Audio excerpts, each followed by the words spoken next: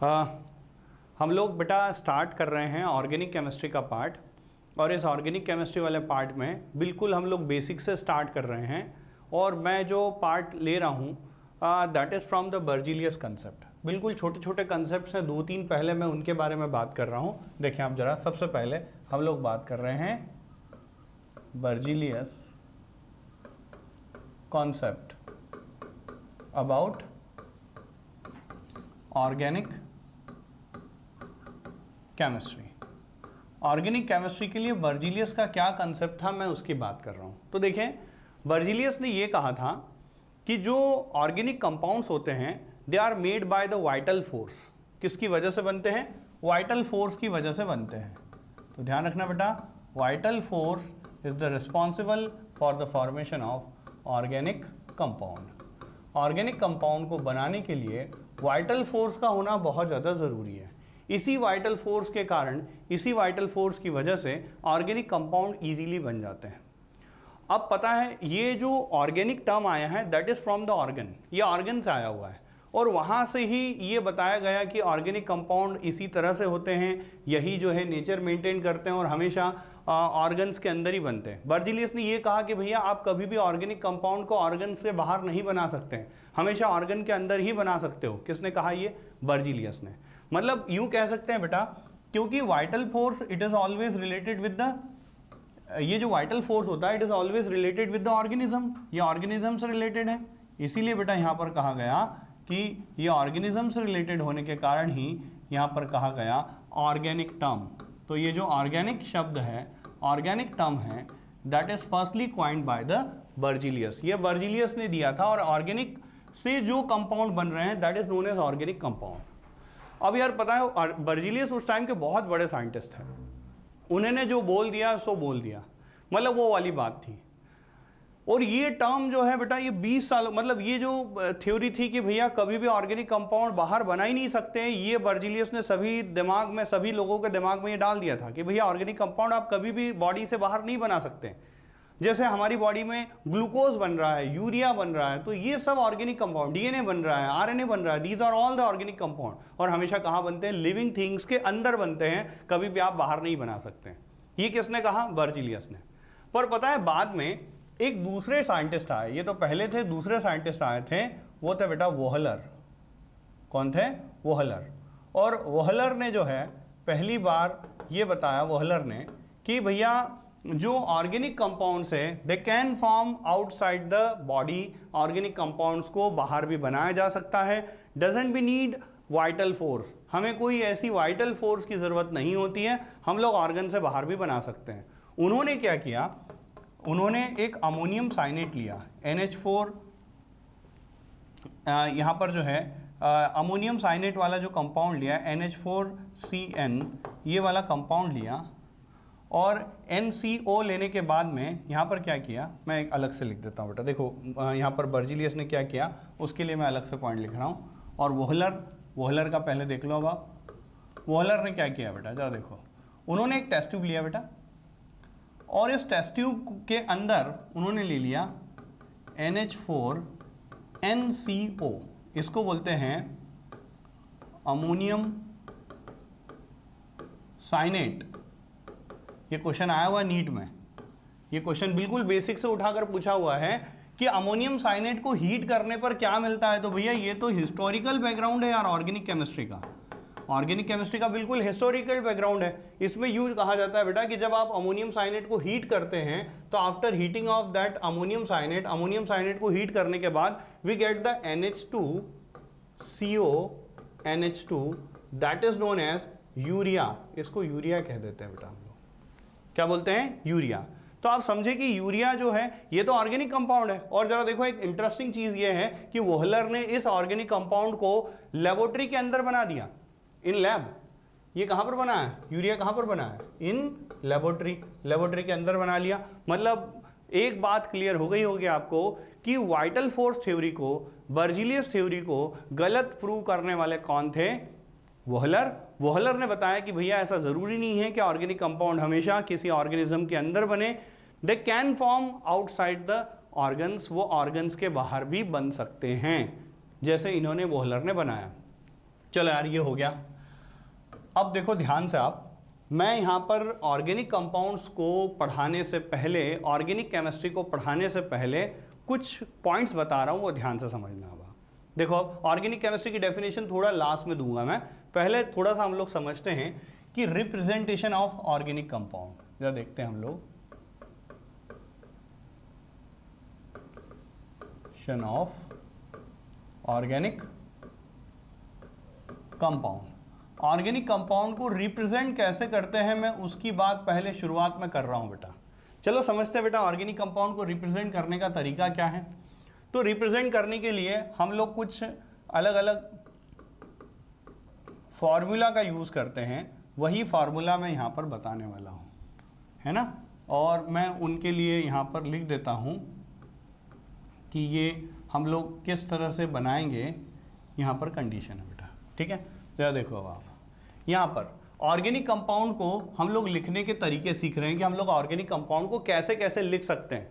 ध्यान रखना, ये मैं बिल्कुल आपको ABCD से पढ़ा रहा हूँ, बिल्कुल A से पढ़ा रहा हूँ, लेकिन बेटा आपको एडवांस तक जरूर ले जाऊंगा। लेकिन बेटा मैं ये मान के चल रहा हूँ कि आपको कुछ नहीं आता, उसी बेसिस पर मैं प्रॉपरली एक्सप्लेन कर रहा हूँ। तो जरा देखो आप, सबसे पहले फॉर्मूला में मान लो मैंने लिया यहाँ पर फर्स्ट, मैंने ये लिया बेटा यहाँ पर इस तरह से कि ये ऐसा है बेटा। जरा देखो आप, मॉलिक्यूलर फार्मूला। जरा देखो ऑर्गेनिक कंपाउंड को, और मैं यहाँ लिखता हूँ ऑर्गेनिक कंपाउंड, तो मैं उसमें लिखता हूँ मॉलिक्यूलर फार्मूला। जरा देखो मॉलिक्यूलर फार्मूला कैसे, तो बेटा यहाँ पर एक्चुअल नंबर ऑफ एटम्स, जो एक्चुअल नंबर ऑफ एटम्स है उसी को हम लोग मॉलिक्यूलर फार्मूला बोलते हैं। जैसे मैं अगर यहाँ पर यूँ लिख दूँ, देखो अब जरा C4H10, this is the molecular formula. ये मॉलिक्यूलर फार्मूला बना जिसमें आपको ये रिप्रेजेंट हो रहा है, कार्बन 4 है और हाइड्रोजन 10 है। दूसरा देखिए अब जरा, मॉलिक्यूलर फार्मूला के बाद दूसरा फार्मूला होता है बेटा, यहां पर होता है condensed structural formula. Structural formula, ये लो बेटा condensed structural formula. Condensed structural मतलब समझो CH3 CH2 CH2 CH3, this is the condensed structural formula. इसको हम लोग कंडेंस्ड स्ट्रक्चरल फार्मूला बोलते हैं क्योंकि स्ट्रक्चर पूरी कंडेंस फॉर्म में है। स्ट्रक्चर कैसी बेटा, पूरी कंडेंस फॉर्म में है, पूरे मॉलिक्यूल जो है एक दूसरे से कंडेंस दिखाए जा रहे हैं, that's why it is the condensed structural formula. देखो ना C4H10 को ही ऐसे ही लिखा ना, C4H10, जिसको हम लोगों ने इस तरह से लिख दिया। या फिर एक और तीसरा तरीका है ऑर्गेनिक कंपाउंड को लिखने का, जिसमें क्या होता है यहां पर एक्सपांडेड स्ट्रक्चरल फार्मूला।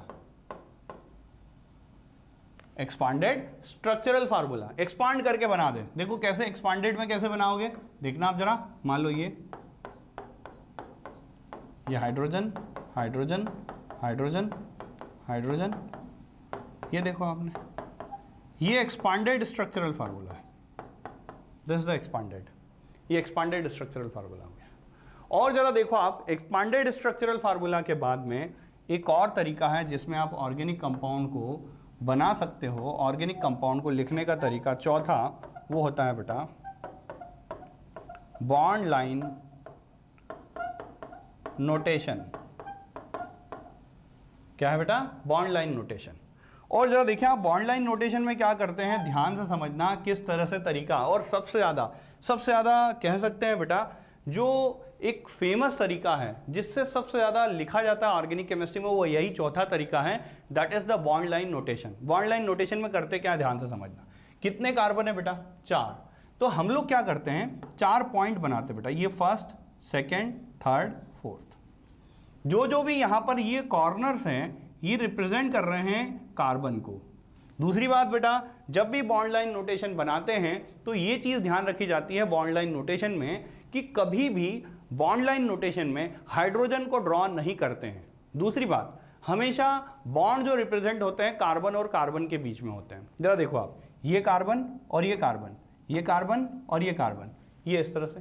तो this is known as bond line notation. इस बॉन्ड लाइन नोटेशन में जरा देखो, यहाँ पर 3 हाइड्रोजन हाइड है। कैसे पहचान लिया कि यहाँ 3 हाइड्रोजन हाइड है, कैसे छुपे हुए हैं आपको ये क्लियर हो रहा है? कैसे, जरा देखो आप, एक बॉन्ड यहां से दिख रहा है, आपको तो पता है कार्बन की वैलेंसी 4 होती है, जिसमें से आपको एक बॉन्ड यहां पर सिर्फ नजर आ रहा है, दैट मीन्स 3 हाइड्रोजन होंगे यहां पर। जैसे यहां पर अगर मैं बात करूं तो यहां आपको दिख रहा होगा कार्बन की वैलेंसी टोटल 4 होती है, जिसमें से 2 बॉन्ड तो यहां दिख रहा है, मतलब 2 हाइड्रोजन और चाहिए, और वो 2 हाइड्रोजन के साथ, सॉरी 2 बॉन्ड जो है वो हाइड्रोजन के साथ होंगे। तो ये होता है यहां पर बॉन्ड लाइन नोटेशन, जिसको मैं शॉर्टली इस तरह से लिख देता हूं बेटा ताकि और बेहतर रहे। मॉलिक्यूलर फार्मूले को हम लोग MF से लिखते हैं, कंडेंस्ड स्ट्रक्चरल फार्मूला को हम लोग CSF से लिख रहे हैं, एक्सपांडेड स्ट्रक्चरल फार्मूला को ESF से लिख रहे हैं, जबकि यहां पर बॉन्ड लाइन नोटेशन को BLN से लिख रहा हूं मैं। इस तरह से बेटा मैंने यहां पर ये शॉर्ट टर्म में लिखे हुए हैं। क्या आपको ये इतना समझ में आया? अब बेटा हम लोग पहले इन्हीं पर प्रैक्टिस करते हैं कि एग्जैक्टली ये बॉन्ड लाइन नोटेशन होते क्या हैं, किस तरह से हम लोग ड्रॉ कर लेते हैं। चलो ध्यान से देखना बेटा, मैं यहाँ पर आगे और बढ़ता हूँ बेटा। तो यहाँ पर मैं लिखता हूँ हेडिंग इस तरह से लिख रहा हूँ बेटा, bond line notation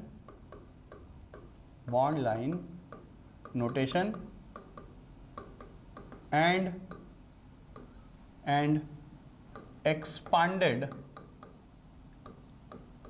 structural formula, ठीक है ना, एक्सपांडेड स्ट्रक्चरल फार्मूला। और क्या है बेटा? Bond line notation. जरा ध्यान से देखना, मैं इन दोनों में बॉन्ड लाइन नोटेशन और एक्सपांडेड स्ट्रक्चरल फार्मूला में कुछ यहाँ पर फार्मूलाज लिखूंगा, जिनको आप इजीली एक्सप्लेन कर पाओगे कि क्या होता है। ध्यान से देखना, मैं यहाँ पर बनाता हूँ बेटा, यहाँ पर लिखा बॉन्ड लाइन नोटेशन, ये लो भैया, ये लिख दिया बॉन्ड लाइन नोटेशन। और दूसरा जो पार्ट है ये मैंने लिखा है, this is the bond line notation, और यहाँ लिख दिया एक्सपांडेड स्ट्रक्चरल फार्मूला। ये लो भैया, ये एक्सपांडेड स्ट्रक्चरल फार्मूला लिखा। हमें बेटा सबसे पहले तो यही सीखना पड़ेगा ना, नहीं तो आपको यही नहीं पता है कि भैया ऑर्गेनिक केमिस्ट्री में कैसे फार्मूले लिख दिए जाते हैं, तो बेटा आप करोगे कैसे? पहले हम लोग बिल्कुल बेसिक से देख रहे हैं, उसमें जरा देखो। अब आप बॉन्ड लाइन नोटेशन की बात करें, देखना ध्यान से आप बॉन्ड लाइन नोटेशन में क्या है। फर्स्ट एग्जांपल लेते हैं, मान लो मैंने ये बॉन्ड लाइन नोटेशन कुछ ऐसा लिया है, ये रहा बेटा। अब जरा देखो इनको कैसे बनाते हैं। यहाँ पर जरा देखो, ये कार्बन, ये लो भैया कार्बन, ये दूसरा कार्बन, ये लो भैया दूसरा कार्बन, ये तीसरा कार्बन, ये लो भैया तीसरा कार्बन, ये 3 कार्बन लिख दिया। अब आपको ये क्लियर है कि कार्बन की वैलेंसी 4 होती है, जिसमें से यहां पर एक वैलेंसी पूरी हो रही है, मतलब 3 हाइड्रोजन यहां लगेंगे, तो आप यहां CH3 लिखोगे, यहां आप CH2 लिखोगे, यहां आप CH3 लिखोगे। This is the expanded structural formula. Expanded में वैसे आपको हाइड्रोजन भी लिखने थे, लेकिन चलेगा, मैंने ऐसे ही लिख दिया, ठीक है। दूसरा देखो, अब दूसरा ध्यान से देखना, अब मैं थोड़ा सा स्पीडली बना देता हूँ, है ना। दूसरा देखना, ये मान लो ऐसा है। अब देखो इसमें कितने कार्बन है, एक CH3, ये यहाँ से चालू हो रहा हूँ, CH3, फिर CH2, फिर ये बेटा C, फिर यहाँ पर डबल बॉन्ड और यहाँ CH2, तो यहाँ क्या आएगा H, ये हो गया एक्सपांडेड। तीसरा मान लो ऐसा लिखा, ये लो इसको देखो। अब जरा कैसे लिख सकते हो आप इसको, CH2 C CH3, देख लो ना, ये CH3 है, ये रहा मेरा, और यहाँ पर ये डबल बॉन्ड और यहाँ CH, और ये ऐसा CH2 और ये CH2। ये लो आपने एक्सपांड कर लिया इसको, एक्सपांडेड फॉर्म में कन्वर्ट कर लिया इसको। या फिर और आगे बढ़े बेटा, चौथा मान लो ऐसा लिखा, ये इस तरह से है बेटा, ये ट्रिपल बॉन्ड है। अब देखो यहाँ पर ये क्या है, CH3 और बताओ C, जो ट्रिपल बॉन्ड सेट है, C CH3, ये बन गया। भैया समझ में आ रहा है आपको, क्लियर हो रहा है कैसे हम लोग एक्सपांड करके बना रहे हैं। और देखो आप जरा नेक्स्ट देखना, फिफ्थ एग्जाम्पल, मैं यहाँ पर लिखता हूँ बॉन्ड लाइन नोटेशन, और इधर क्या लिख दूँ, एक्सपांडेड स्ट्रक्चरल फार्मूला, है ना। देखो अब अगला 5th ऐसा हो बेटा, ये लो,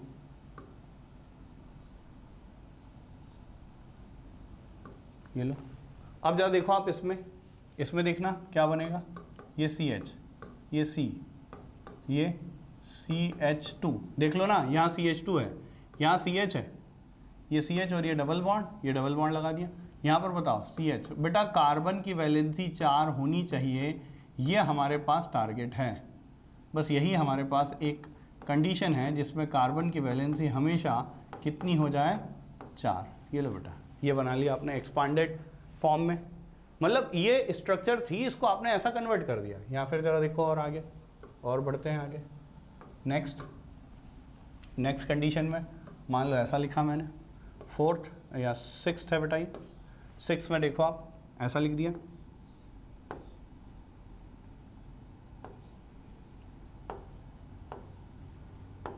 ये ऐसा।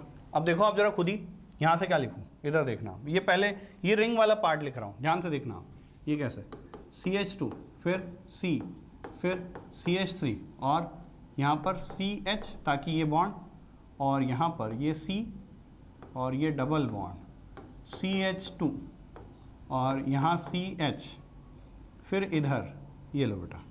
और क्या यहाँ पर हम लोग कहें ये पार्ट, और यहाँ क्या है CH2 और CH3।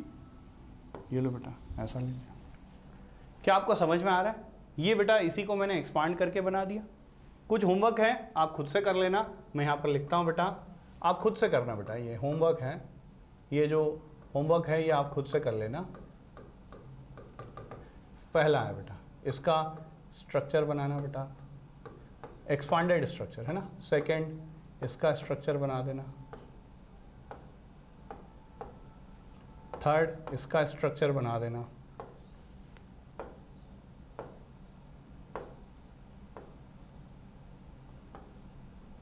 ये लो भैया, this is known as cubane. इसको क्या बोलते हैं, क्यूबेन। क्यूब जैसा है ना, और सारे सिंगल बॉन्ड है तो alkane, that is why it is known as cubane. इसको क्यूबेन कहा जाता है। भैया आपको समझ में आ रहा है क्या बता रहा हूं, क्लियर हो रहा है? ठीक है, तो ये बेटा मैंने आपको बताया कि आप जो है कैसे किसी भी स्ट्रक्चर को ड्रॉ कर सकते हैं, कैसे उनको तरीका है। क्या आप समझ रहे हो?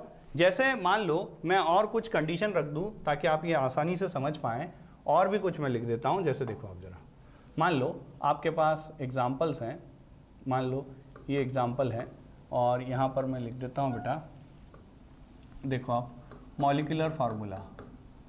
दूसरा इनका लिखता हूँ मैं यहाँ पर कंडेंस्ड स्ट्रक्चरल फार्मूला। फिर मैं लिखता हूँ या यहाँ पर मैं कंडेंस्ड स्ट्रक्चरल फार्मूले के बाद में लिख रहा हूँ एक्सपांडेड स्ट्रक्चरल फार्मूला, और फिर मैं लिख देता हूँ यहाँ पर बॉन्ड लाइन नोटेशन। ये ऐसे बेटा, ये सब तरीके हैं ऑर्गेनिक कंपाउंड को लिखने के तरीके हैं। अब आपको यही बताना है, आप खुद से बताना बेटा। मैं यहाँ पर लिख देता हूँ फर्स्ट एग्जांपल, आप खुद से बताना बेटा, ठीक है। जैसे मान लो मैंने यूँ लिखा, ये लो जरा देखो यार आप, ये एग्जाम्पल में मैंने इस तरह से लिखा है। एग्जैक्टली समझ रहे हो मॉलिक्यूलर फार्मूला क्या बनने वाला है? देखो जरा, ये CH3, ये CH3, यहाँ एक कार्बन ये रहा, यहाँ एक कार्बन ये रहा, टोटल 4 कार्बन है इस कंपाउंड में। इस कंपाउंड में टोटल 4 कार्बन है, जरा देख लो आप, क्योंकि ट्रिपल बॉन्ड पूरा नहीं आ रहा है, दैट्स वाई। ध्यान रखना फार्मूला कैसे बनेगा, पहले मैं यहाँ पर लिखता हूँ इसका बॉन्ड लाइन नोटेशन, तो दिया ही हुआ है बेटा आपको, ये ऐसा दिया हुआ है, ये रहा, this is the bond line notation, जिसमें आपको दिख रहे होंगे टोटल कितने कार्बन, 4 कार्बन। ये लो आपने 4 कार्बन लिख दिए।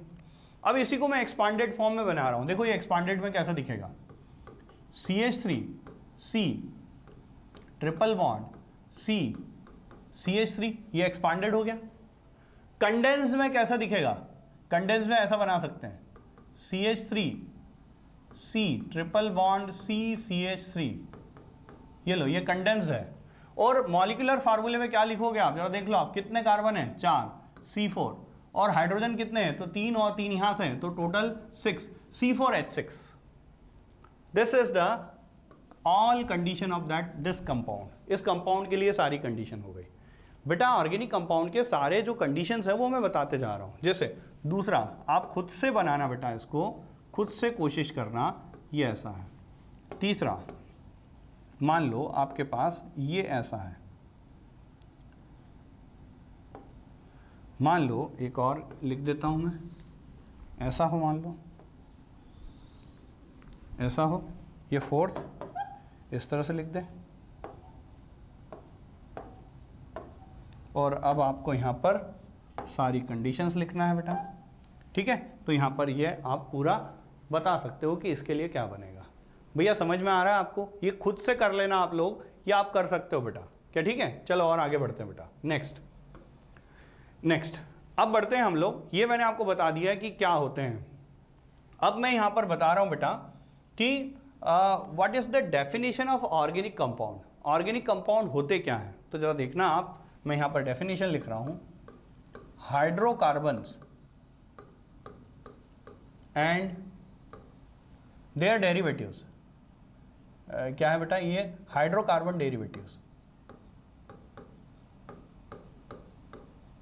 हाइड्रोकार्बन डेरिवेटिव्स, हाइड्रोकार्बन डेरिवेटिव्स में जैसे जरा देखना आप, हाइड्रोकार्बन और हाइड्रोकार्बन के सारे जो डेरिवेटिव्स हैं उनको ही हम लोग क्या बोलते हैं? Organic compounds. और इनकी स्टडी जहां करते हैं उसी को हम लोग ऑर्गेनिक केमिस्ट्री बोलते हैं। जरा देखिए आप, यहां पर हाइड्रोकार्बन को आप अगर क्लासिफाइड करें तो सिंपल वे में, वैसे तो मैं बहुत डिटेल पढ़ाऊंगा इसका क्लासिफिकेशन, इतना आसान नहीं होता है क्योंकि बेटा alicyclic, aromatic, open chain, close chain, वो सारे कंपाउंड्स को मैं प्रॉपरली सिस्टमेटिक वे में बताऊंगा, लेकिन अभी सिर्फ मैं डिफाइन कर रहा हूं। तो जरा देखो आप क्या है, हाइड्रोकार्बन को आप दो कैटेगरी में डिवाइड कर सकते हो। एक होता है सैचुरेटेड और दूसरा होता है अनसैचुरेटेड। ये दो कैटेगरी में डिवाइड कर दिया।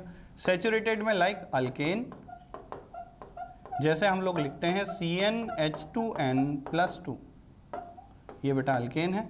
और दूसरा यहां पर अनसैचुरेटेड में दो है बेटा, एल्कीन, जिसमें हम लोग लिखते हैं फार्मूला CnH2n, ठीक है ना बेटा। और यहाँ पर ये एल्कीन है, जबकि एल्काइंस के लिए लिखते हैं CnH2n-2, ये फार्मूला हुआ एल्काइंस के लिए। तो ऐसे बेटा यहाँ पर लिखे जाते हैं, इन्हीं को हम लोग बोल रहे हैं ऑर्गेनिक कंपाउंड्स। एल्केन है, एल्कीन है, एल्काइंस है, या इनके डेरिवेटिव्स। अब डेरिवेटिव्स में पता है क्या करते हैं, यही जो अल्केन लिखे हैं, जैसे मान लो यहाँ पर N की वैल्यू, ये सब पता होगी बेटा आपको। यहाँ पर अगर मान लो मैं लिखूँ OH ग्रुप लगा दूँ तो ये डेरिवेटिव बन जाएगा, मतलब यहाँ Cl लगा दूँ तो ये हाइड्रोकार्बन का डेरिवेटिव बन जाएगा। तो हाइड्रोकार्बन और उनके डेरिवेटिव, सल्फेट लगा दूँ मान लो तो वो डेरिवेटिव बन जाएगा। तो हाइड्रोकार्बन और उनके डेरिवेटिव्स की स्टडी, जैसे जरा ध्यान से देखना आप, मान लो ये CH4 है, दिस इज द हाइड्रोकार्बन, लेकिन मान लो मैंने कहा CH3OH, तो this is the derivative of hydrocarbon. तो हाइड्रोकार्बन और जहां उनके डेरिवेटिव्स की स्टडी करते हैं उसी को हम लोग क्या बोलते हैं? ऑर्गेनिक केमिस्ट्री, ठीक है ना बेटा। और यहां पर जैसे मान लो मैंने यूं लिख दिया CH3 CH2 CH3, और लेकिन बेटा मैंने यूं लिख दिया CH3 CH3 और यहां पर लिख दिया Cl, तो ये बेटा यहां पर डेरिवेटिव हो गया हाइड्रोकार्बन का। तो इनकी स्टडी करना, that is known as organic chemistry, इसी को ऑर्गेनिक केमिस्ट्री कहा जाता है। तो हाइड्रोकार्बन और हाइड्रोकार्बन के डेरिवेटिव्स की स्टडी को ही हम लोग क्या बोलते हैं? Organic chemistry. इससे पहले यूं बोलते थे कि यार ऑर्गेनिक कंपाउंड वो होते हैं जिनमें कार्बन होता है, बाकी एकदम बकवास है। ऐसा कोई ज़रूरी नहीं है कि हमेशा ऐसा कार्बन हो तो वो ऑर्गेनिक कंपाउंड ही हो। जैसे अब बाइकार्बोनेट्स कंपाउंड है, कार्बन है लेकिन वो ऑर्गेनिक थोड़ी है बेटा। तो इसलिए ये कोई बहुत अच्छी डेफिनेशन नहीं है कि जिनमें कार्बन हो ऑर्गेनिक ही हो, ठीक है ना बेटा। ऐसा कोई, जैसे CO2, अब CO2 इनऑर्गेनिक है, कार्बन मोनोऑक्साइड इनऑर्गेनिक है, तो बेटा ऐसा नहीं है। हाइड्रोकार्बन और उनके डेरिवेटिव्स को ही हम लोग क्या बोलते हैं? Organic compounds. चलो आगे बढ़ते हैं। अब मैं अगला जो टॉपिक ले रहा हूं that is the hybridisation in organic compound. Hybridisation in organic compounds. Organic compounds में आप हाइब्रिडाइजेशन कैसे निकालोगे, मैं उसी की बात करने जा रहा हूं। बहुत ध्यान से आराम से समझना कि एग्जैक्टली मैं क्या बताने जा रहा हूं। मैं क्या बता रहा हूं बेटा? हाइड्रोकार्बन में जो अब हम लोग ये देखने वाले हैं कि किस तरह से हाइब्रिडाइजेशन होता है। यार हाइब्रिडाइजेशन का मतलब होता है मैशअप होना। पहले, उससे पहले मैं एक और पॉइंट आपको बता दूं। हाइब्रिडाइजेशन में ही पहला हमारा ए टॉपिक है, वो लिख देता हूं मैं, सिग्मा एंड पाई बॉन्ड। क्या पढ़ रहे हैं बेटा हम लोग? Sigma and pi bond. चलो समझते हैं बेटा ये सिग्मा बॉन्ड और पाई बॉन्ड कैसे बनते हैं। तो मैं यहां पर लिखता हूं बेटा ओवरलैपिंग, ये ओवरलैपिंग लिखा, और ओवरलैपिंग के बाद में मैं यहां पर लिखता हूं बेटा बॉन्ड फॉर्मेशन। बेटा ये थोड़ा सा मैं स्पीडली इसलिए बता रहा हूं क्योंकि आपने थोड़ा बहुत तो 11th में पढ़ा होगा यार, ठीक है ना। तो जरा देखो होगा, ओवरलैपिंग है और एक तरफ क्या है, बॉन्ड फॉर्मेशन है। ध्यान से समझना मैं यहां पर क्या बता रहा हूं, बहुत अब थोड़ा सा और लेवल बेटा यहां पर इंपॉर्टेंट है, ध्यान से समझते चलना। पहले मैं ओवरलैपिंग में अगर बात करूं, जैसे यहां पर एक और लिख देता हूं, type of overlapping, type of overlapping, overlapping का टाइप लिख रहा हूं बेटा। उसमें फर्स्ट जरा देखना एस एस ओवरलैपिंग, कौन सी है, एस एस ओवरलैपिंग। जरा देखिए आप ध्यान से बेटा, आपको पता है एस ऑर्बिटल कैसा होता है, राउंड, ये लो राउंड है, और पता है इस पर नोडल होता है जिसको प्लस कहा जाता है ये बेटा। और अगर मैं इसमें ओवरलैपिंग करूं तो ये ऐसा कर लेगा ओवरलैप, एस और एस, ये प्लस और ये प्लस, ये ओवरलैपिंग हो जाती है। और जब जब एस एस में ओवरलैपिंग हो तो उससे बनता है सिग्मा बॉन्ड। क्या बनता है, सिग्मा बॉन्ड। हमेशा ध्यान रखना इस तरह से जब ओवरलैपिंग होती है तो we make the sigma bond, हम लोग सिग्मा बॉन्ड बना लेते हैं। जरा दूसरा देखना आप, दूसरा यहां पर एस एस ओवरलैपिंग समझ में आ गया, क्लियर हो गया। दूसरा देखना S P overlapping, S P overlapping में जरा देखो एस कैसा होता है बेटा, इस तरह से, और पी आपको तो पता है बेटा कैसा होता है, डंबल शेप्ड, ये लो बेटा ये डंबल शेप्ड है। इसमें पता है एक प्लस और दूसरा माइनस होता है। हमेशा ध्यान रखना ये कन्वेंशन होता है, ये तरीका होता है, ओवरलैपिंग हमेशा सेम चार्ज के बीच में होता है, ओवरलैपिंग हमेशा सेम चार्ज के बीच में होता है। कहने का मतलब यहां पर अगर मुझे ओवरलैपिंग करना है तो क्या मैं ऐसा करूंगा, देखना जरा,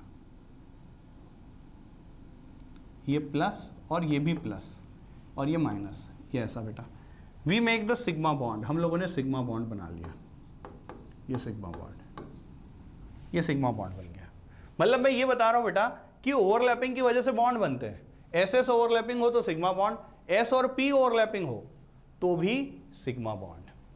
अब देखो और तीसरा मान लो ऐसा हो बेटा, देखना यहां पर मैं ऐसा लिख दूं बेटा, ये है बेटा पी पी ओवरलैपिंग, और वो भी कौन सी, एक्शियल, ठीक है ना बेटा, कैसी है, एक्शियल। मतलब जरा देखो आप, ये पी ये ऐसा और दूसरा पी ये ऐसा। अब बताओ ये ओवरलैपिंग क्या प्लस प्लस के बीच में होगी, ऑब्वियसली, या माइनस माइनस के बीच में हो सकती है। तो बेटा यहां पर फिर से बना क्या, सिग्मा बॉन्ड, ये सिग्मा बॉन्ड बना। और देखें आप जरा नेक्स्ट, चौथा देखें आप जरा, चौथे में क्या, मान लो ऐसा हो, ये पी है बेटा, मतलब अब मैं ये बता रहा हूं, ये है बेटा पी पी ओवरलैपिंग, और ये बेटा पार्शियल ओवरलैपिंग, मतलब ऐसे ही है, देखो ये फिर से, और ये इस तरह से, ये यहाँ पर ऐसे। और अब ये क्या कर रहे हैं बेटा, यहाँ पर ये बॉन्ड बना देते हैं बेटा, ये यहाँ पर भी बॉन्ड बना देते हैं। तो ये बेटा यहाँ पर बने हैं बॉन्ड, और जरा देखो ये प्लस तो ये भी प्लस, ये माइनस तो ये भी माइनस। बताओ ये कौन सा बॉन्ड बना, this is the pi bond, ये कौन सा बॉन्ड है, पाई बॉन्ड। मतलब आप समझे बेटा, सिग्मा और पाई बॉन्ड बेटा ये किस तरह से बन रहे हैं। वैसे ये पूरा पार्ट बेटा फिजिकल केमिस्ट्री में पढ़ा जाता है, केमिकल बॉन्डिंग में पढ़ा जाता है, इनऑर्गेनिक केमिस्ट्री में पढ़ा जाता है, लेकिन बेटा ऑर्गेनिक केमिस्ट्री में भी ये काम आते हैं। दैट इज वाई मैं यहां पर भी बता रहा हूं आपको। तो एक चीज आपने सीखी, जरा देखना आप ध्यान से, मैं इसके थ्रू आपको एक क्वेश्चन पूछने वाला हूं, बड़े ध्यान से आप बताना, मुझे इसका आंसर बताना। देखो जरा क्या पूछ रहा हूं मैं, देखो आप पहली बात मुझे ये बताओ, अगर मैं एस की स्ट्रक्चर की बात करूं तो वो ऐसा ओवल शेप्ड है, पी की बात करूं तो बताओ बेटा वो कैसा है, डंबल शेप्ड है जिसमें एक प्लस और दूसरा माइनस, ये नोडल होते हैं बेटा ऐसे।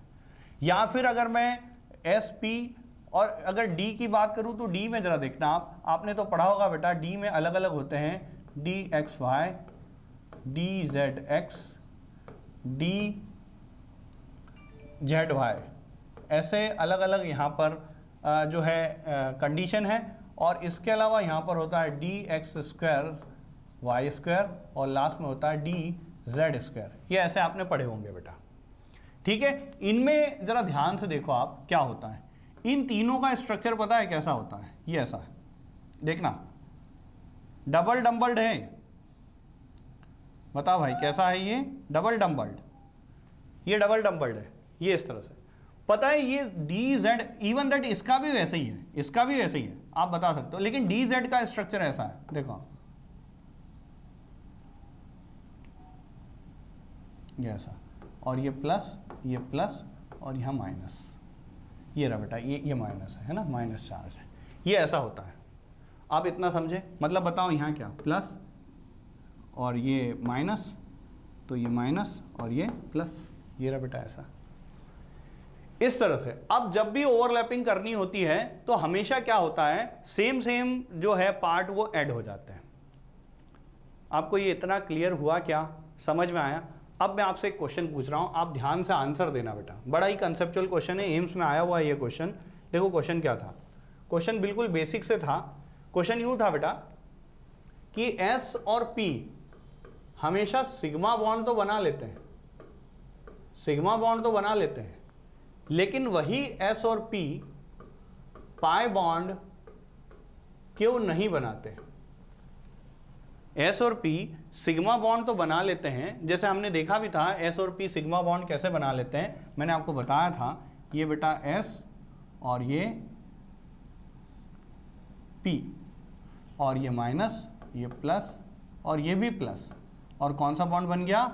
सिग्मा बॉन्ड बन गया बेटा। ये सिग्मा बॉन्ड तो बन जाता है, बट मैं यूं कहना चाह रहा हूं कि यहां पर पाई बॉन्ड क्यों नहीं बनता? पाई बॉन्ड क्यों नहीं बनता? जरा देखना, पाई बॉन्ड बनाने की कोशिश करते, बोले सर ये रहा, ये एस है और इस एस से मैं ओवरलैप करता हूं, किसका? पी का। ये लो भैया, ये पी का ओवरलैपिंग कर रहा हूं, ये हो गया ओवरलैपिंग। बोले सर बन गया पाई बॉन्ड, पार्शियल ओवरलैपिंग हुआ है। लेकिन जरा देखो आप, कन्वेंशन क्या है? यहां प्लस है, ये क्या है? प्लस। बोले सर बन गया। माइनस, तो यहां पर भी तो प्लस है, लेकिन बेटा प्लस माइनस कभी बॉन्ड नहीं बनाते हैं। बॉन्ड हमेशा कौन बनाता है? प्लस और प्लस या माइनस और माइनस। इसीलिए बेटा कहा जाता है, ऐसा कारण ये है कि पाई एसपी में कभी भी पाई बॉन्ड क्यों नहीं बनता, एसपी ओवरलैपिंग में कभी भी पाई बॉन्ड क्यों नहीं बनता? तो आप आंसर दोगे, because for the formation of pi bond बनाने के लिए we need two different kind of sign convention. दो अलग अलग तरीके की साइन कन्वेंशन की जरूरत लगेगी, जबकि एस के पास तो एक ही साइन कन्वेंशन है, प्लस वाला। दैट्स वाई वो कभी भी ओवरलैप करके दो पार्ट को कैसे मेंटेन करेगा बेटा, उस पर तो पूरा ही प्लस है। एक और क्वेश्चन है, वो देखना आप। ये समझ में आ गया आपको? ये क्वेश्चन क्लियर हुआ? एक और क्वेश्चन है, ये क्वेश्चन नंबर फर्स्ट था जो आया हुआ था। क्वेश्चन नंबर सेकंड भी देखो आप। क्वेश्चन नंबर 2 था, क्या था वो देखो आप जरा। क्वेश्चन नंबर 2 में यूं है, मान लो मेरे पास बेटा एक p ऑर्बिटल है ना, और ये मैंने कहा कि ये pz है। कौन सा ऑर्बिटल है? pz ऑर्बिटल है, दिस इज द pz। तो ये सबसे बढ़िया ओवरलैपिंग किसके साथ करेगा? dxy के साथ, dzx के साथ, dzy के साथ, या dxy स्क्वायर या dz स्क्वायर। जरा देखना अब आप ध्यान से, इधर देखो आप, ये dz, क्या ये प्लस है और ये माइनस है? अगर आपके दिमाग में ये चल रहा हो कि बोले सर ये dz स्क्वायर से करेगा, तो ये गलत है, आप बिल्कुल गलत बता रहे हो। dz स्क्वायर के साथ मैं कर भी नहीं सकता। क्यों नहीं करेगा? जरा देखो आप, dz स्क्वायर का स्ट्रक्चर कुछ ऐसा है बेटा, ये प्लस और ये प्लस, और यहाँ पर अगर मैं p ले लूँ तो ये प्लस और ये माइनस, तो dz स्क्वायर के साथ तो नहीं करेगा ये। लेकिन हाँ, ये बाकी के साथ कर सकता है, तो ध्यान रखना dz स्क्वायर के साथ नहीं करेगा, क्योंकि dz स्क्वायर में दोनों ही नोडल कैसे हैं? प्लस प्लस है, और प्लस प्लस है तो यहाँ तो प्लस माइनस है। दैट्स वाई यहाँ पर फिर से ओवरलैपिंग की पॉसिबिलिटी नहीं है। ये मैंने कुछ प्रिमिटिव आइडियाज दिए है बेटा ओवरलैपिंग के लिए। क्या आपको ये समझ में आ गया? कोई दिक्कत तो नहीं है? चलो और आगे देखते हैं बेटा। ये मैंने आपको पूरा समझा दिया कि ओवरलैपिंग क्या होता है, किस तरह से होता है। तो एक बात तो सीखी आपने। अब हमारे लिए ऑर्गेनिक केमिस्ट्री में क्या काम का है वो देखना आप। मैं क्या बोल रहा हूं, यहां पर मैं लिख रहा हूं नंबर ऑफ बॉन्ड। अगर ध्यान रखना बेटा, नंबर ऑफ बॉन्ड में अगर मैंने कह दिया कि फर्स्ट सिंगल बॉन्ड है, सिंगल बॉन्ड है तो ध्यान रखना ये सिग्मा बॉन्ड और यहाँ पर है ये पाई बॉन्ड, और ये सिंगल बॉन्ड है तो ध्यान रखना बेटा, अगर सिंगल बॉन्ड होता है तो एक सिग्मा और 0 पाई होता है। क्या होता है? एक सिग्मा और 0 पाई होता है। दूसरा, अगर डबल बॉन्ड हो तो ध्यान रखना एक सिग्मा और 1 पाई होता है। तीसरा, अगर ट्रिपल बॉन्ड हो तो ध्यान रखना एक सिग्मा और 2 पाई होते हैं। ये कुछ कंडीशंस है बेटा, ये अलग अलग कंडीशंस है। एक सिग्मा 1 पाई, मतलब एक बात सीखी आपने, सिग्मा बॉन्ड जो है वो इंडिपेंडेंट बॉन्ड है, नेवर भी depends on the pi bond. देख लो आप, सिग्मा बॉन्ड अकेला है, पाई बॉन्ड है ही नहीं, लेकिन पाई बॉन्ड हमेशा सिग्मा के साथ होता है। देख लो आप, ये सिग्मा बॉन्ड है तो पाई बॉन्ड भी, मतलब यहां पर अगर मैं इस तरह से डिनोट करना चाहूं तो ऐसे कर सकता हूं। ध्यान से देखना अब आप, ये मान लो यहां पर मैं डिनोट करना चाह रहा हूं तो ये कंडीशन है कि जैसे मान लो ये कार्बन है और ये कार्बन है तो ये सिग्मा बॉन्ड है, ये कार्बन है और ये डबल बॉन्ड और ये कार्बन है तो एक सिग्मा और 1 पाई है, और ये कार्बन है और ये फिर से बॉन्ड है और ये कार्बन है तो एक सिग्मा और 2 पाई है। ये ऐसी कंडीशंस। आप ये भी सीख पाए सिग्मा और पाई क्या चीज़ है, क्लियर हो पाया बेटा कि सिग्मा क्या चीज़ है और पाई क्या चीज़ है। तो ज़रा देखना अब आप, मैं यहाँ पर कुछ कंडीशन लिखता हूँ जिसके थ्रू हम लोग ये सीखेंगे कि जो है हाइब्रिडाइजेशन कैसे निकाल लिया जाता है, हाइब्रिडाइजेशन निकालने का तरीका। तो देखना आप ज़रा क्या है, एक और कंसेप्ट है वो बता दूँ हाइब्रिडाइजेशन से पहले। एक होता है लोन पेयर, ये कंसेप्ट समझ लो आप लोन पेयर का। ये क्या है बेटा, मैं बिल्कुल बेसिक से चल रहा हूं बेटा। लोन पेयर क्या है वो चीज़ समझो। बॉन्ड बनाने के बाद लास्ट शेल में जितने इलेक्ट्रॉन बच जाते हैं उन्हें हम लोग लोन पेयर कहते हैं।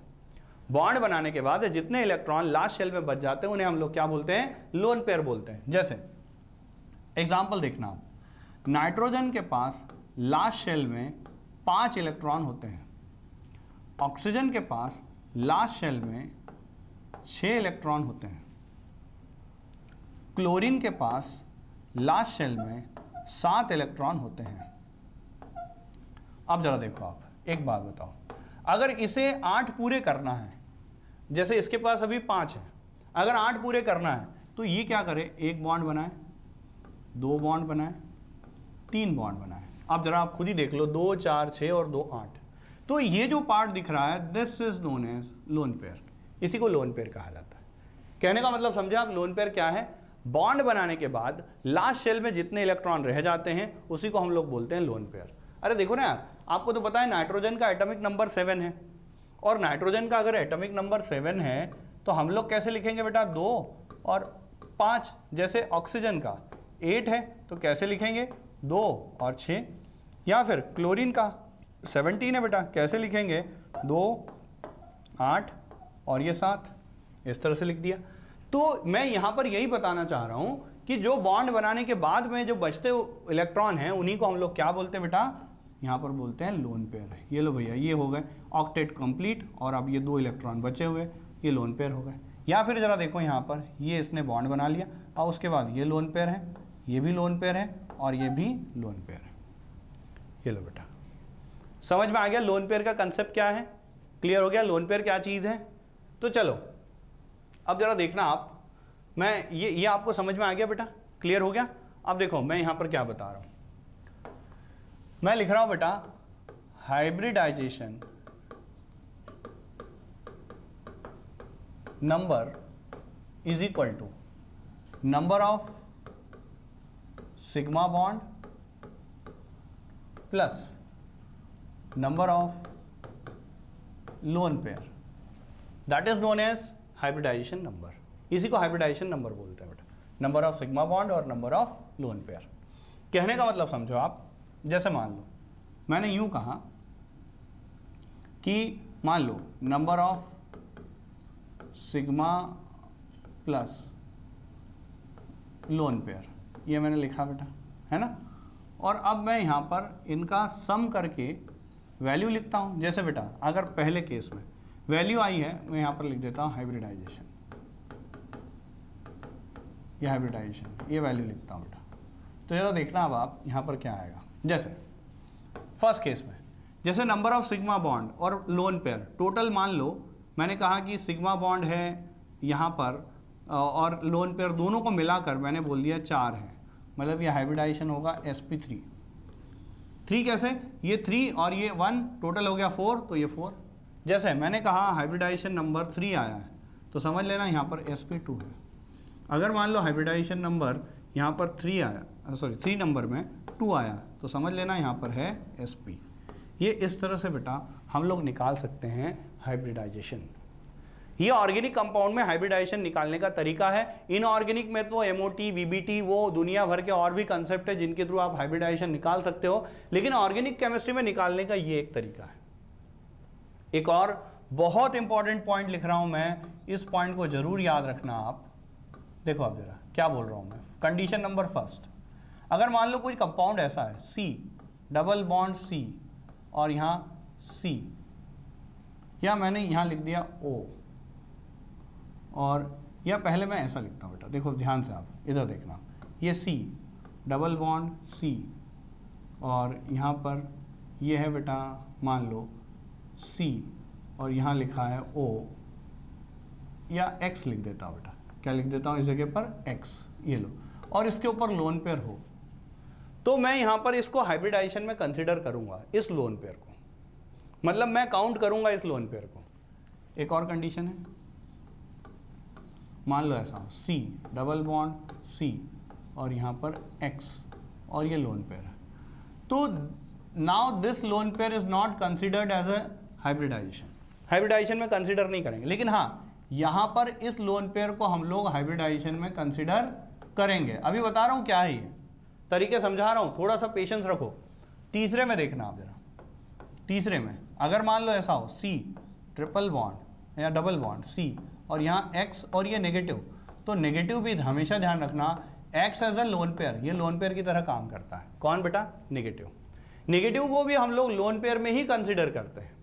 Negative charge is also considered as a lone pair, negative charge को भी लोन पेयर में ही हम लोग कंसिडर करते हैं। तो ये लो भैया हमने लोन पेयर, नेगेटिव चार्ज को भी लोन पेयर में कंसिडर किया, लेकिन यहाँ ये ध्यान रखना, अगर अच्छा यहाँ डबल बॉन्ड है तो दैट्स वाई इसको कंसिडर नहीं करेंगे। लेकिन जरा देखना एक और चौथी कंडीशन, अगर ये ऐसा हो C डबल बॉन्ड और यहाँ पर ये C फिर ये C और ये X और यहाँ नेगेटिव, तो नाउ ये अब लोन पेयर में कंसिडर होने वाला है, ध्यान रखना, ये ऊपर वाला नहीं होगा। कहने का मतलब जब एडजेसेंट पोजीशन हो, मैं अभी एग्जांपल लेकर बताऊंगा आपको कि ये क्या होता है। देखो आप इधर देखो, आप ध्यान से समझना, लोन पेयर कब लेना और कब नहीं लेना है हाइब्रिडाइजेशन निकालने के लिए, वो बता रहा हूँ। जब बेटा लोन पेयर के एडजेसेंट पोजीशन पर डबल बॉन्ड ना हो, जैसे यहाँ पर डबल बॉन्ड नहीं है तो लोन पेयर ले लो, यहाँ पर डबल बॉन्ड एडजेसेंट पोजीशन पर है, मतलब देखो lone pair single bond double bond, तो ये कभी नहीं लेना है। लोन पेयर सिंगल बॉन्ड तो लेना है। लोन पेयर, अरे नेगेटिव भी लोन पेयर है, lone pair single bond double bond तो नहीं लेना है। अरे यही तो है, lone pair single bond double bond तो नहीं लेना है, लेकिन यहाँ देखो लोन पेयर सिंगल बॉन्ड तो लेना है। समझ रहे हो आप? मैं एग्जांपल लिखता हूँ, आपको अच्छे से समझ में आएगा बेटा, ऐसे क्लियर नहीं होगा, ध्यान से देखना। मैं एग्जांपल लिखता हूँ। क्वेश्चन नंबर फर्स्ट, हम लोग कुछ एग्जांपल लिखते हैं जिनके थ्रू हम प्रॉपरली इनको समझ पाएँ। तो मैं क्वेश्चन नंबर फर्स्ट पर आ रहा हूँ, ध्यान से देखना। मान लो ऐसा है बेटा, ये लो। अब इस केस में जरा देखो आप ध्यान से, यहाँ CH3 है, यहाँ CH, यहाँ CH, यहाँ CH, यहाँ CH। अब आपको हाइब्रिडाइजेशन बताना है, क्या आप बता पाओगे? ऑब्वियसली आप बता दोगे। जरा देखना आप इस पोजीशन पर कार्बन है बेटा, कार्बन के पास सिग्मा बॉन्ड कितने हैं? 3, और एक कार्बन वाला भी है 4, अरे ये 3 तो हाइड्रोजन वाले हैं, और एक ये रहा यहाँ पर, तो टोटल 4 है। मतलब इस कार्बन पर हाइब्रिडाइजेशन बता दो sp3 हुआ। इधर देखना आप जरा, इस कार्बन पर इधर एक और एक हाइड्रोजन भी है, मतलब 3 सिग्मा है, और 3 सिग्मा है मतलब sp2 है बेटा। यहाँ पर भी बताओ बेटा क्या है, 3 सिग्मा है मतलब sp2 है। यहाँ पर बताओ बेटा कितने हैं? 2 सिग्मा और एक हाइड्रोजन भी है, 3 सिग्मा है मतलब sp2 है। यहाँ पर देखना आप जरा, 3 हाइड्रोजन है और एक ये रहा इधर, तो टोटल 4 सिग्मा है, और 4 सिग्मा है मतलब sp3 है। इस तरह से आप हाइब्रिडाइजेशन निकाल सकते हो। क्या आप समझे? सिग्मा और पाई, क्या ये क्लियर हुआ आपको? समझ में आया ना बेटा? ये इस तरह से हम लोग निकाल सकते हैं। दूसरा देखो, अगर दूसरा एग्जाम्पल नंबर 2। एग्जाम्पल नंबर 2 में मान लो ऐसा लिख दिया मैंने, ध्यान से देखना, ओ ये ऐसा, और अब आपको बताना है इस ऑक्सीजन पर हाइब्रिडाइजेशन क्या होगा। निकाल पाओगे? देखना आप जरा कैसे निकालोगे। ऑक्सीजन पर बताओ बेटा कितने लोन पेयर होते हैं? देयर इज 2 लोन पेयर्स, 2 अलग अलग लोन पेयर होते हैं, और 2 लोन पेयर है तो जरा देखना होगा इस ऑक्सीजन पर क्या है, लोन पेयर है 2, और बताओ बेटा यहाँ पर सिग्मा बॉन्ड कितने हैं? सिग्मा बॉन्ड कितने हैं? तो एक ये रहा, दूसरा ये रहा। अरे सिंगल बॉन्ड हमेशा सिग्मा बॉन्ड होता है, अभी सिखाया था। तो बताओ बेटा सिग्मा बॉन्ड कितना है? 1 है। टोटल बता दो, सम कर दो, कितना आया? 3। मतलब बताओ हाइब्रिडाइजेशन क्या हुआ? sp2। अच्छा 2 लोन पेयर है ना, और सिग्मा बॉन्ड बेटा 2 है, 2 सिग्मा है, एक इधर है और एक इधर है। तो बताओ बेटा यहाँ पर क्या मैं 4 लिख दूँ, और 4 है तो बताओ बेटा हाइब्रिडाइजेशन क्या हो जाएगा? sp3। ये लो बेटा। नेक्स्ट देखना आप जरा, थर्ड में मान लो ऐसा हो,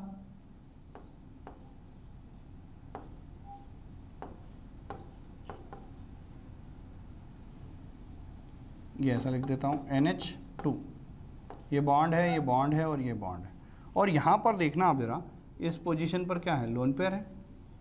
अब बताओ इस लोन पेयर को मैं, और ये इस नाइट्रोजन पर आपको हाइब्रिडाइजेशन बताना है, इस पर बताना है कि हाइब्रिडाइजेशन क्या होगा। बता पाओगे? जरा देखना अभी क्या बताया मैंने अभी एक कंडीशन बताई थी कि जब भी लोन पेयर ऐसे एडजेसेंट पोजीशन पर हो, जैसे lone pair sigma bond pi bond, तो कभी भी लोन पेयर को कंसीडर नहीं करते हैं। अगर 2 है तो 1 कंसीडर करो, अगर 1 है तो 0 कंसीडर करो। अब एक ही लोन पेयर होता है नाइट्रोजन पर, और नाइट्रोजन पर एक ही लोन पेयर है, मतलब lone pair is equal to क्या लिख दूं? 0, क्योंकि ये रेजोनेंस में जाता है बेटा। ये जो लोन पेयर है कहाँ जाता है? रेजोनेंस में। लेकिन अभी तो रेजोनेंस आपको पता ही नहीं है बेटा, तो आप कैसे पता करोगे? दैट्स वाई अभी मैं डायरेक्टली एक तरीका बता रहा हूँ जिसके थ्रू हम लोग सीख पा रहे हैं। तो देखो अब जरा, lone pair sigma bond pi bond, कभी भी ऐसा हो तो डेफिनेटली यहाँ पर लोन पेयर तो 0 ले लिया। अब जरा देखना आप यहाँ पर सिग्मा बॉन्ड की बात करो, बताओ भाई सिग्मा बॉन्ड कितने हैं? तो हाइड्रोजन 2 है और एक ये रहा, टोटल कितने हैं? 3। मतलब सम करो आप, कितना आएगा? 3, मतलब sp2। यार देखो अभी sp3 निकला था, अब ये sp2। जरा देखना आप चौथा एग्जाम्पल, फोर्थ एग्जाम्पल मान लो ऐसा लिया मैंने, ये रहा भैया हमारे पास, ये इस तरह से यहाँ लिख देता हूँ OH। अब बताओ ऑक्सीजन पर कितने लोन पेयर होते हैं? 2 लोन पेयर। अभी स्ट्रक्चर बना के सिखाया था कि कैसे निकालते हैं हम लोग लोन पेयर। ये लो एक लोन पेयर और ये दूसरा लोन पेयर। लेकिन मुझे बताओ इसमें कितने लोन पेयर कंसीडर करो? एक ही, क्योंकि एक लोन पेयर तो रेजोनेंस में चला जाएगा। मैंने अभी सिखाया कि कभी भी लोन पेयर अगर एडजेसेंट पोजीशन पर हो, एडजेसेंट का मतलब ये होता है कि लोन पेयर सिग्मा और पाई हो, तो एक लोन पेयर को नहीं लेते हैं। अगर 2 है तो 1 ले लो, 1 है तो 0 ले लो। जैसे एक लोन पेयर था यहाँ पर इसलिए 0 ले लिया, लेकिन अब यहाँ लोन पेयर 1 लिया। और बॉन्ड जरा देखना, सिग्मा बॉन्ड कितने हैं? ये रहा, एक यहाँ पर एक यहाँ पर। बताओ बेटा सिग्मा बॉन्ड कितने हैं? तो सिग्मा बॉन्ड जो है वो है बेटा यहाँ पर 2, मतलब सम कर लो कितना आ रहा है? 3। मतलब बता दो क्या है ये? sp2 हाइब्रिडाइजेशन, sp2 है। अगला क्वेश्चन नंबर 5। क्वेश्चन नंबर 5 में देखना आप जरा कैसे, अगर मान लो ऐसा लिखूं मैं, ध्यान से देखना। और अगर मैंने पूछा कि भैया इस ऑक्सीजन पर हाइब्रिडाइजेशन क्या है, बता सकते हो? देखो आप जरा, ये रहे 2 लोन पेयर, 1 और ये 2, और सिग्मा बॉन्ड जरा देखो, एक ये रहा और एक ये रहा। तो लोन पेयर है 2, सिग्मा बॉन्ड है 2, सम आ रहा है 4, दैट मीन्स sp3। ये sp3 है। नेक्स्ट क्वेश्चन नंबर 6 में देखना आप, मान लो ऐसा है, ये रहा, और यहां पर ये ऐसा है। अब आप जरा देखो, बोले सर अब तो यहां तो गड़बड़ है। कैसे गड़बड़ है जरा देखना आप, यहां ये लोन पेयर है, कितने हैं? 2 है, ये रहा 1 और ये रहा 2 लोन पेयर है। लेकिन बताओ क्या ये एडजेसेंट पोजीशन पर है? देखो आप, लोन पेयर सिग्मा पाई ये एडजेसेंट है, तो एक लोन पेयर हटा दो। अब कितने लोन पेयर लूं? तो हम लोग लेंगे बेटा यहाँ पर lone pair is equal to 1। और बताओ बेटा यहाँ पर अगर मैं कहूँ लोन पेयर आपने 1 ले लिया, सिग्मा बॉन्ड कितने ले लूँ? 2। लोन पेयर ले लिया 1, सिग्मा बॉन्ड ले लिया 2, टोटल सम आया 3 और 3 आया मतलब sp2 हाइब्रिडाइजेशन हो गया। समझ में आ रहा है? और देखना जरा आप क्वेश्चन नंबर 7 लिखता हूँ, क्वेश्चन नंबर 7 की बात कर रहा हूँ बेटा, ध्यान से देखना होगा। चलो 7 में देखें कैसे। देखो मान लो ऐसा हो, मैं थोड़ा सा इस तरह से बना दूँ, ये लो,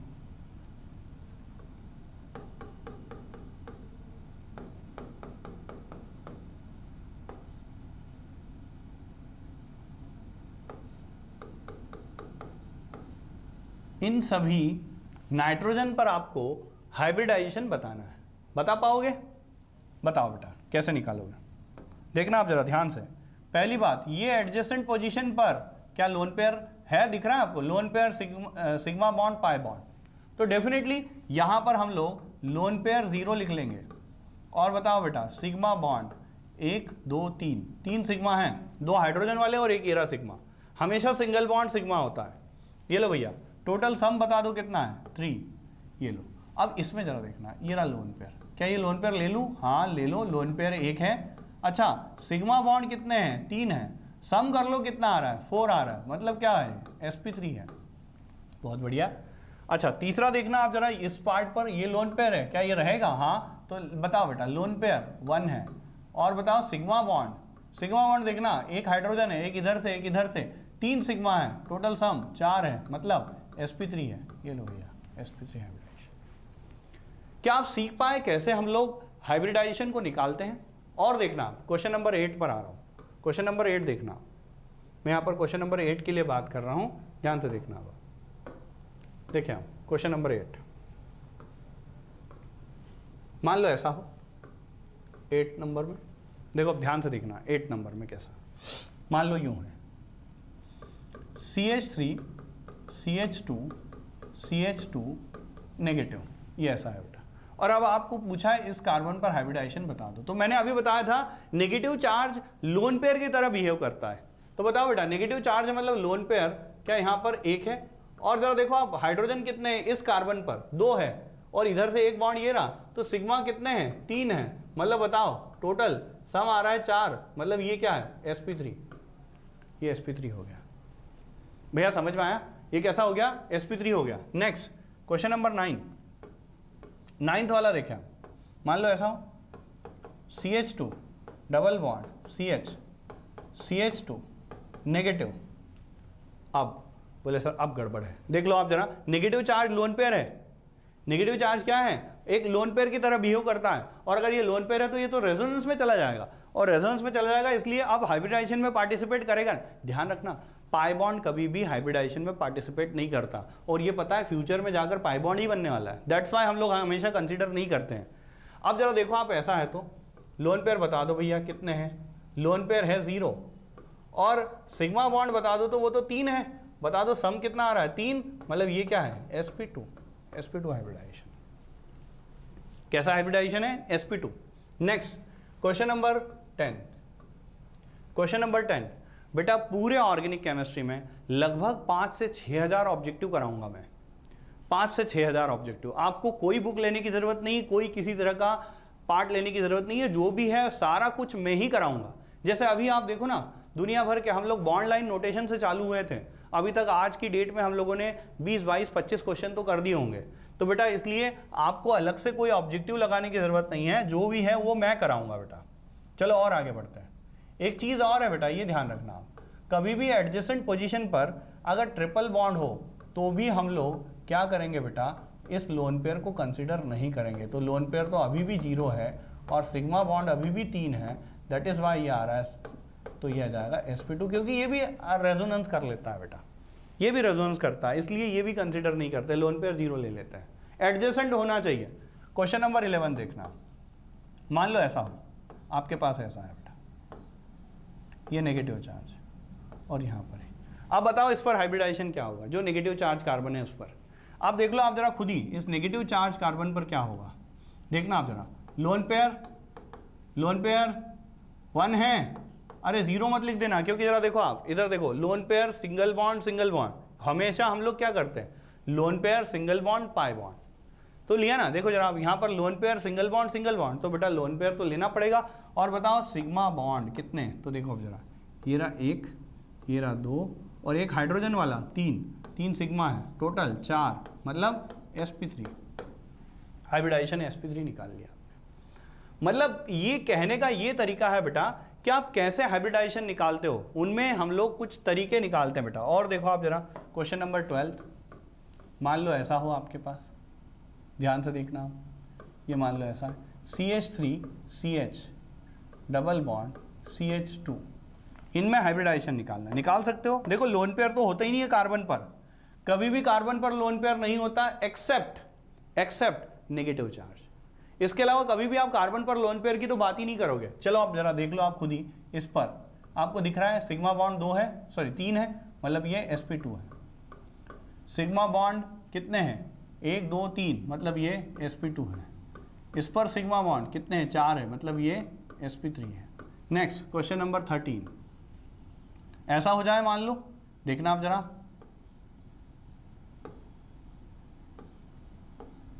ये बेंजीन, और इस बेंजीन में हर कार्बन पर हाइब्रिडाइजेशन क्या होता है, क्वेश्चन आया हुआ है। अब आप खुद ही बता सकते हो, यहाँ जरा देखना, सिग्मा बॉन्ड कितने हैं, 1 2 और एक हाइड्रोजन वाला है 3, मतलब sp2, हाइब्रिडाइजेशन sp2। बेंजीन में हर कार्बन sp2 हाइब्रिडाइज्ड होता है। कैसा होता है, sp2 हाइब्रिडाइज्ड।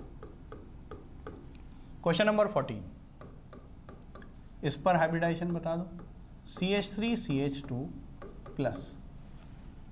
तो ध्यान रखना प्लस मतलब होता है कोई इलेक्ट्रॉन नहीं है, तो सिग्मा बॉन्ड कितने हैं, 3 है, मतलब ये क्या है, sp2 है बेटा, sp2 हाइब्रिडाइज्ड हो जाएगा। तो ये बहुत सारे हमने तरीके सीखे जिनके थ्रू हम लोग क्या कर रहे हैं, हाइब्रिडाइजेशन निकालना सीख रहे हैं। क्या सीख रहे हैं बेटा, हाइब्रिडाइजेशन निकालना, कि कैसे हम लोग हाइब्रिडाइजेशन को प्रॉपर वे में फाइंड आउट कर पाते हैं, ये मैंने आपको बता दिया। क्या आप ये सीख पाए? और जरा देखना आप क्वेश्चन नंबर 15, मान लो मैंने ऐसा लिख दिया, ध्यान से देखना इसमें हाइब्रिडाइजेशन क्या हुआ।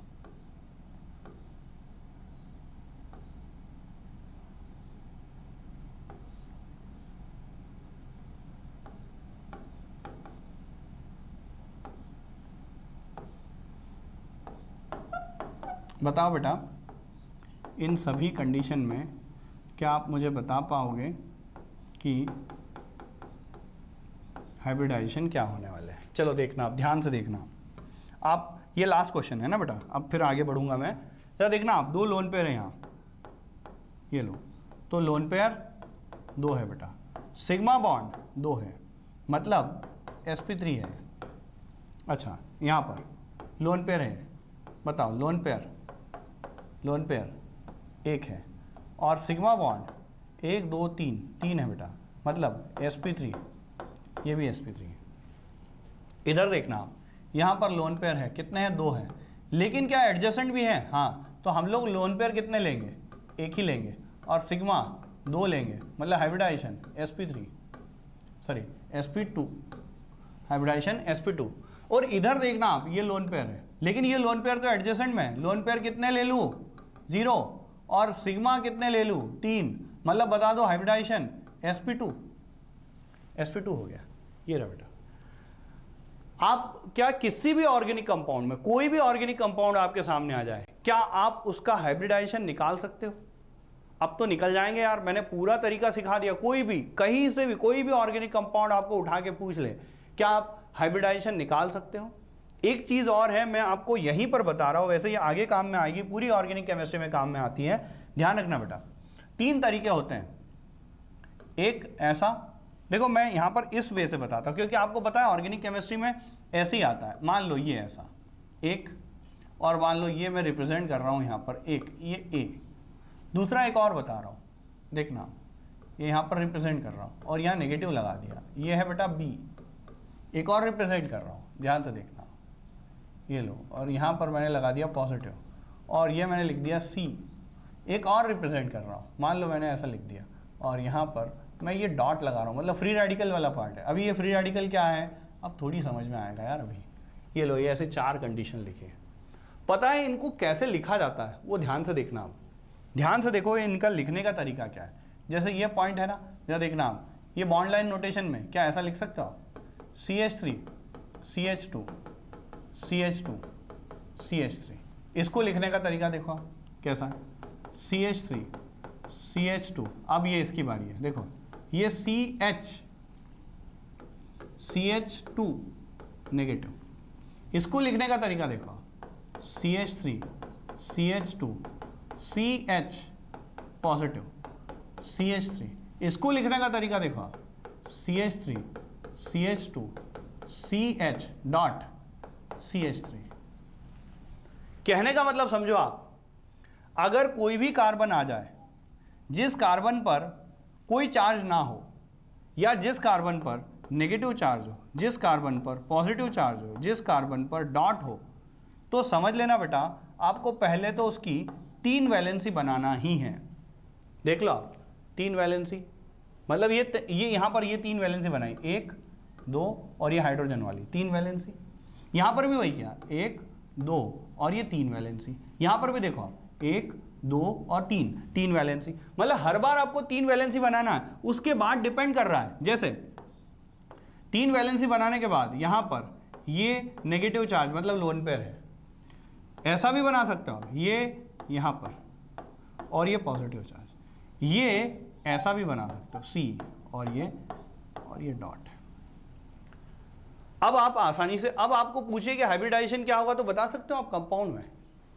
देखो और थोड़े से वेरिएशन वाले क्वेश्चन, और थोड़े वेरिएशन कैसे आ सकते हैं, उन क्वेश्चंस की बात करने जा रहा हूं, ध्यान से देखना। अब आप ये आप सीख गए, तरीका सीखे आप। भले ही कार्बन पर नेगेटिव चार्ज हो, भले ही कार्बन पर पॉजिटिव चार्ज हो, भले ही उस पर लोन पेयर हो, हमेशा उसकी 3 वैलेंसी तो रखना ही है आपको।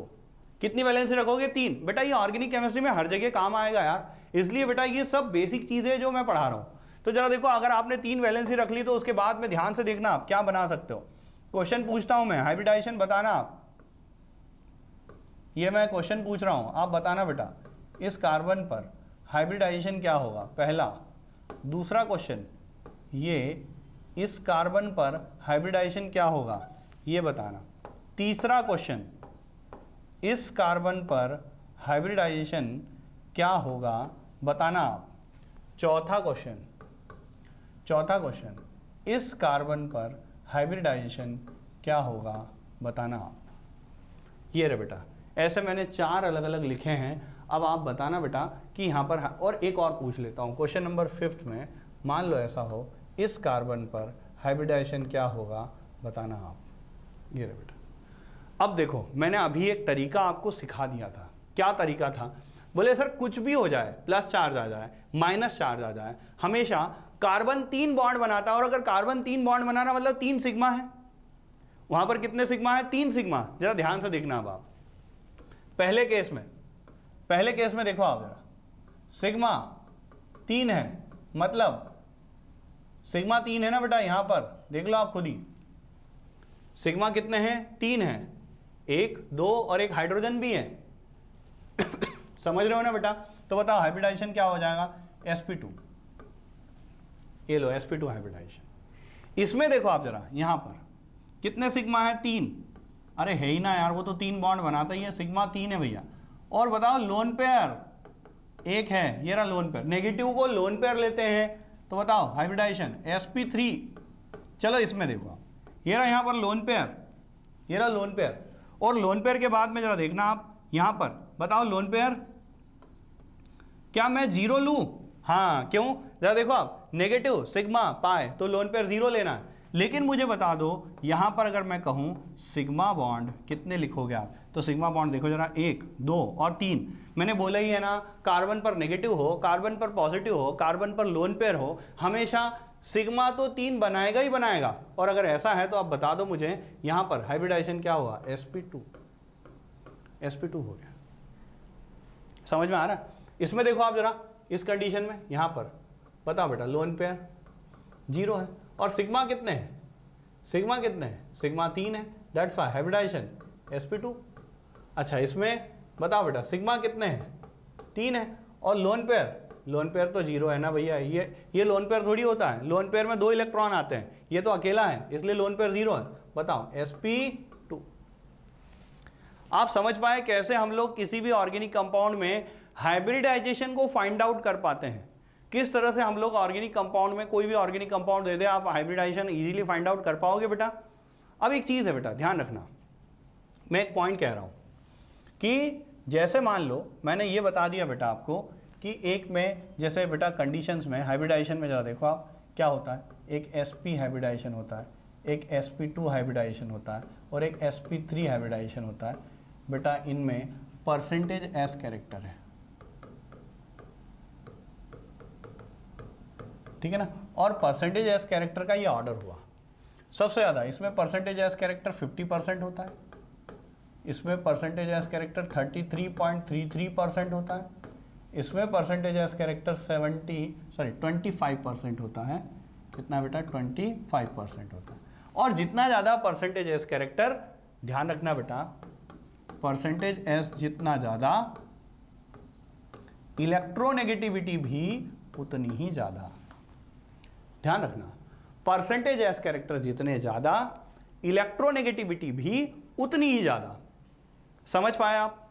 क्लियर हुआ क्या बताया? परसेंटेज s कैरेक्टर जितने ज़्यादा इलेक्ट्रोनेगेटिविटी भी क्या रहेगी, उतनी ही ज़्यादा रहेगी। यही हम लोग एक्सप्लेन करने की कोशिश कर रहे हैं। जरा देखा आप ध्यान से, आप मान लो मैंने कहा क्वेश्चन लिखता हूँ बेटा, बेटा हर टॉपिक के बाद क्वेश्चन तो लिखना कंपलसरी है। या देखो क्वेश्चन में लिखता हूँ, मान लो एक है ऐसा लिखा CH3 CH3, B ऐसा लिखा CH2 double bond CH2, C लिखा CH ट्रिपल बॉन्ड CH, और आपको पूछा ऑर्डर ऑफ EN, इलेक्ट्रोनेगेटिविटी का ऑर्डर क्या होगा, what is the order of EN, electronegativity का ऑर्डर। तो देखो आप जरा, आपको तो क्लियर हो रहा है इसमें sp हाइब्रिडाइजेशन है, इसमें sp2 है, इसमें sp3 है, तो ऑर्डर क्या हो जाएगा C B A, ये हो गया। ठीक है बेटा, ये ऑर्डर ऑफ इलेक्ट्रोनेगेटिविटी हो गया। और देखें आगे, नेक्स्ट और आगे शिफ्ट होते हैं हम लोग क्वेश्चंस पर। देखो ध्यान से आप, मैं क्या बताना चाह रहा हूँ, मैंने आपको पूरा ये समझा दिया कि एग्जैक्ट हम लोग किसी भी ऑर्गेनिक कंपाउंड में हाइब्रिडाइजेशन निकालने के जो है किस तरीके से ऑर्गेनिक कंपाउंड्स में हम लोग हाइब्रिडाइजेशन निकाल पाते हैं। क्या आपको ये इतना समझ में आ गया? अगर आपको ये इतना समझ में आ गया होगा तो हम लोगों के लिए आगे के पॉइंट बड़े आसान होने वाले हैं। अब हम लोग जो अगला टॉपिक जो अब नेक्स्ट टर्न पर पढ़ेंगे, that is the number of sigma and pi bond, कि सिग्मा बॉन्ड कैसे निकाले जाते हैं, पाई बॉन्ड कैसे निकाले जाते हैं, वो मैं आपको पूरा सिखाऊंगा बेटा। लेकिन आज के लिए इतना काफ़ी है, बाकी हम लोग कल देखेंगे। Thank you very much.